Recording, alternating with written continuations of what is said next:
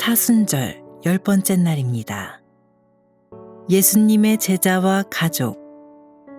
무리가 예수를 둘러앉았다가 여쭤오되 보소서 당신의 어머니와 동생들과 누이들이 밖에서 찾나이다.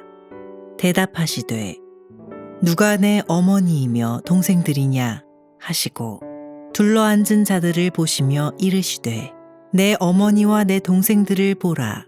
누구든지 하나님의 뜻대로 행하는 자가 내 형제요 자매요 어머니이니라.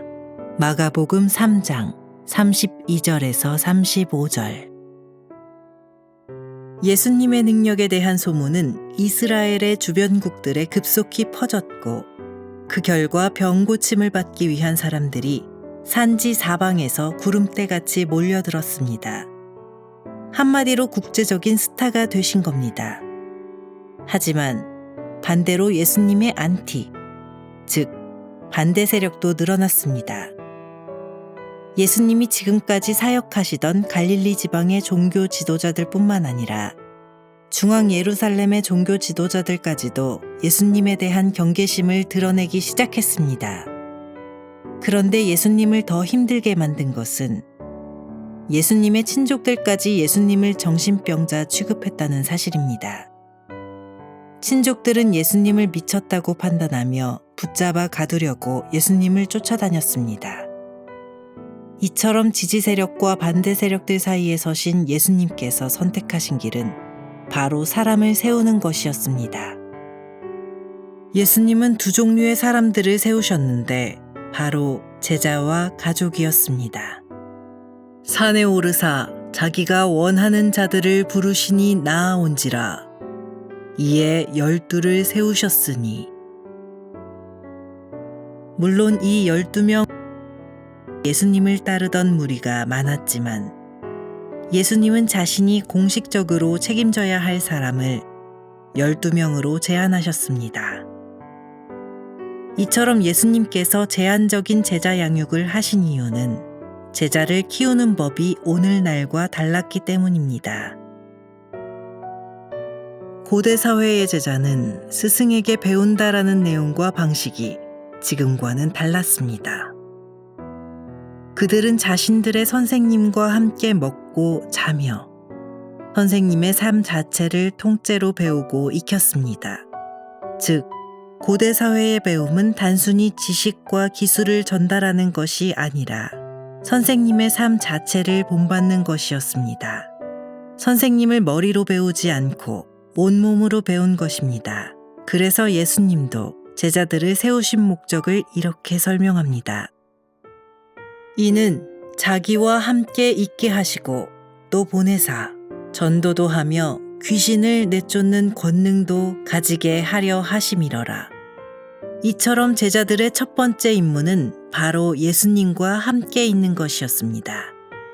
단순히 예수님의 말씀뿐만 아니라 그분의 삶 자체를 배우기 위해서입니다. 그렇게 예수님의 말씀을 몸으로 충분히 배운 제자들은 그 말씀을 전파하기 위하여 보냄을 받았습니다. 그리고 평소에 스승이신 예수님께서 병을 고치시고 귀신을 내쫓으시는 것을 실제로 체험한 덕분에 귀신을 만나더라도 두려워하지 않고 담대하게 내쫓을 수 있었습니다.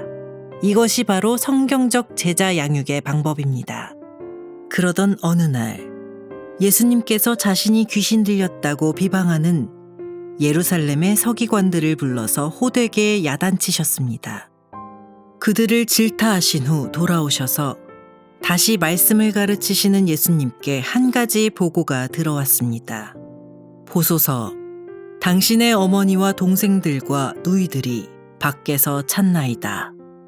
그들이 온 목적은 뻔했습니다. 친족들이 하도 예수님이 미쳤다고 하니까 예수님의 가족이 직접 나서서 예수님을 집으로 데려가려고 왔던 것입니다. 어머니 마리아를 비롯한 가족조차 예수님을 이해하거나 인정하지 못했다는 뜻입니다. 이에 예수님은 주변의 사람들을 둘러보시며 이렇게 말씀하셨습니다. 누구든지 하나님의 뜻대로 행하는 자가 내 형제요, 자매요, 어머니이니라. 자신을 도무지 인정하지 않는 가족 때문에 상처받기보다 하나님의 일을 하는 나를 이해해주는 사람을 가족으로 삼겠다라고 선언하신 겁니다. 당신은 누구의 가족입니까? 누가 당신의 진짜 가족입니까?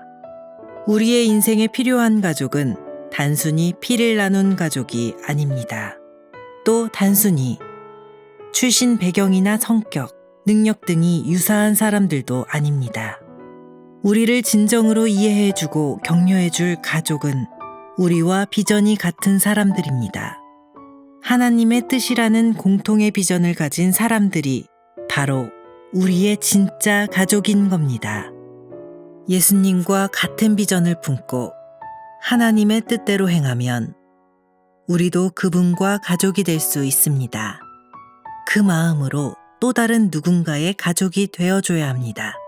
누구든 와서 인생의 짐을 내려놓을 수 있는 사람, 누구든 와서 마음껏 울고 하소연할 수 있는 사람, 누구든 와서 응원과 격려를 받을 수 있는 사람, 누구든 와서 함께 새로운 꿈을 발견할 수 있는 사람이 되어야 합니다.